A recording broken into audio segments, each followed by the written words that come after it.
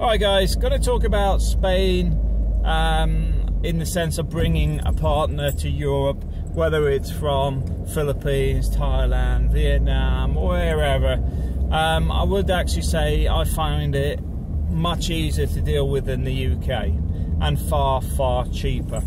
The UK system's very expensive. I think it costs a minimum of £6,000 per person that you're bringing, with all the visa fees and everything else, and then they may actually have a problem, but you still then have to pay like more money for processing for a second time, whatever. And then at the end of it, sometimes they throw some weird stuff in the mix, which in the end can create a issue where you're never 100%, and some people have felt like that, and some people have been in the UK for years and then told that they don't have a real marriage, whatever, even if they've been married like 30 years. And for me, I just don't understand the point of it. Now, I can understand people wanting to go to the UK to work, to make some income, but personally, Spain offers a better alternative in the sense of quality of life, because the UK, everything revolves around money,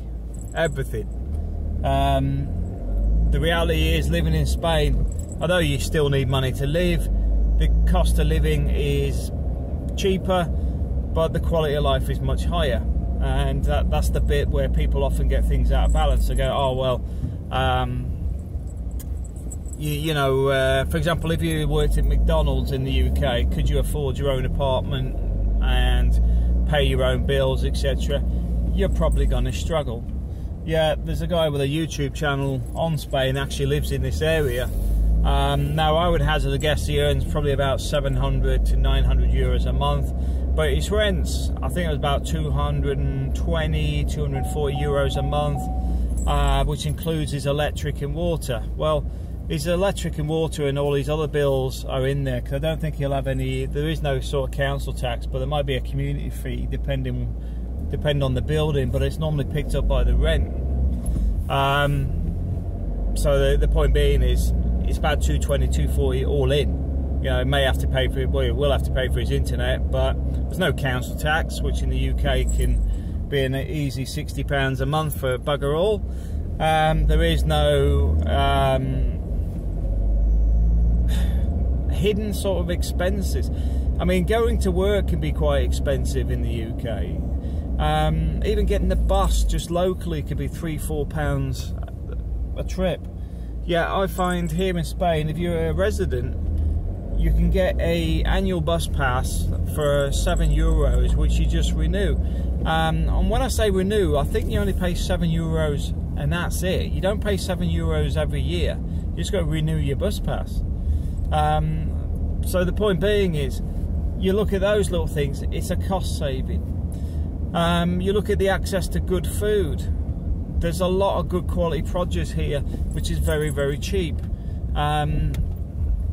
You know, things like getting vegetables and all that sort of stuff, it's grown all over the place. I mean, the UK buys it from Spain. If you like alcohol, alcohol's cheap. I mean, you can get alcohol from about 50 cents a litre upwards, you know, wine-wise. But Spain, although it's pushed as being a wine-drinking country, it's actually more of a beer-drinking country these days. France went that way as well. But ultimately, there's a lot of access to cheap wine on the coast. The weather's in your favour as well. Getting a property, you can get something cheap and from about 30–40,000 euros upwards. In the UK, that's probably your deposit these days. Now, like I said, I mean, some of it is relative to work, but then again, you sit there and think, well, hang on a minute. If I took a house out of the equation, in the sense, how much would a house cost in the UK on a mortgage, and how much is that costing each month? And then I factor in the cost of getting to and from work. Then factor in household food costs. I find are a bit higher in the UK. Eating out is more expensive, and you start to see that you can have a decent standard of living in Spain for a lot less. And I will get people arguing and say, oh no, it's not as cheap, blah blah blah. It depends how you live, and to be honest, I find it cheaper, and most of the people I know find it cheaper. If you sit and eat in all those tourist traps and then go, oh well, the food's more expensive here, well, it's a bit like sitting eating on a tourist trap in the UK. Of course it's more expensive. But if you sit and go, okay, well, I cook my own food, eat out a couple of times a week or a couple of times a month, that's your budget, you will find something to fit your budget. It's a bit like we go to the captain's table now and again. The captain's table, you can get a English breakfast for €3.50. Includes a cup of tea and a breakfast, and that's dirt cheap.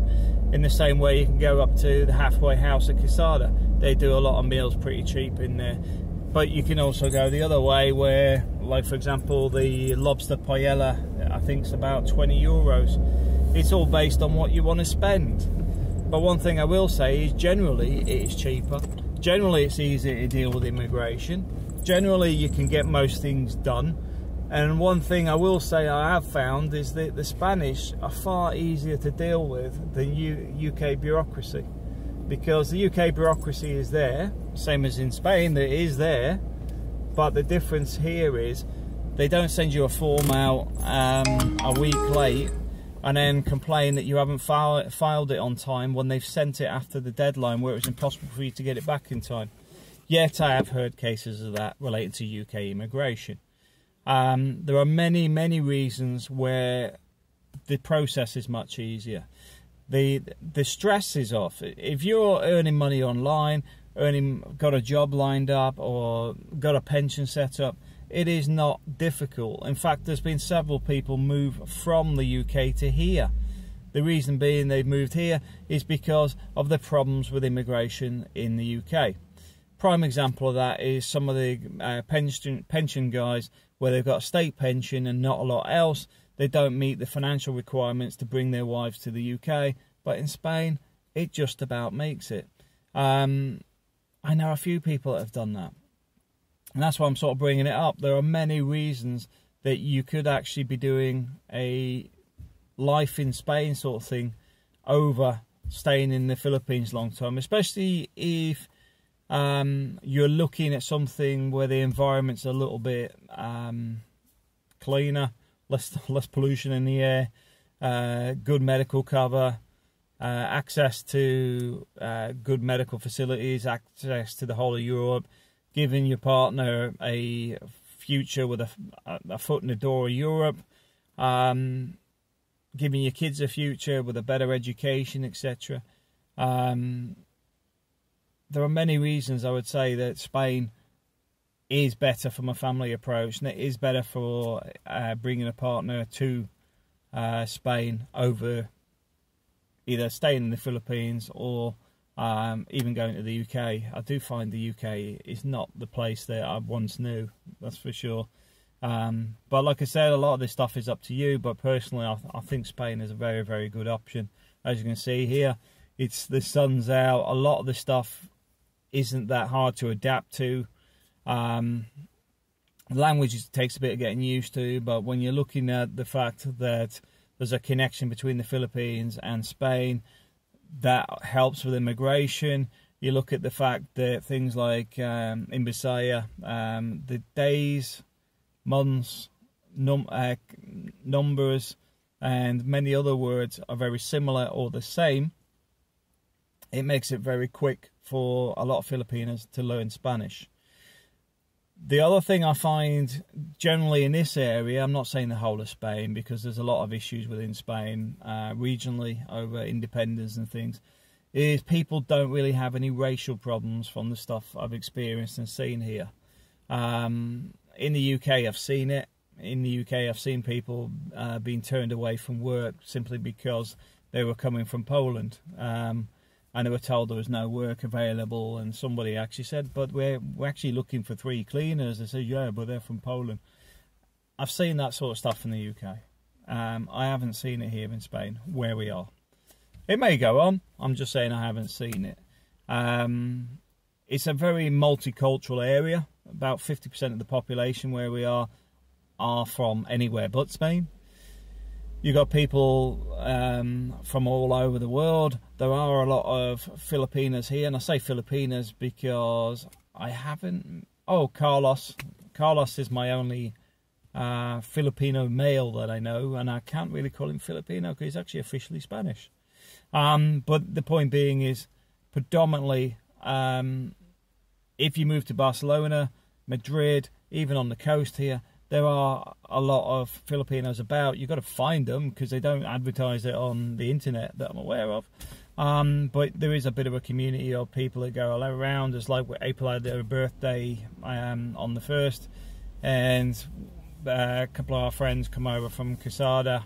Three of our friends come over from Quesada.